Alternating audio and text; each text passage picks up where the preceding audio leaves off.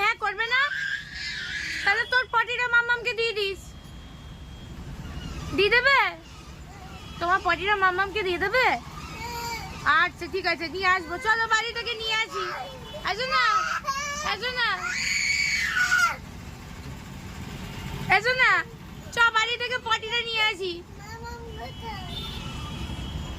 মামা পচা মেয়ে, কেন মারছ? তো মামা ভালো না তো, ভালো না, দুষ্টু মেয়ে, মামাম দুষ্টু মেয়ে, ও দুষ্টু মেয়ে, তোমাকে খুব মারবো।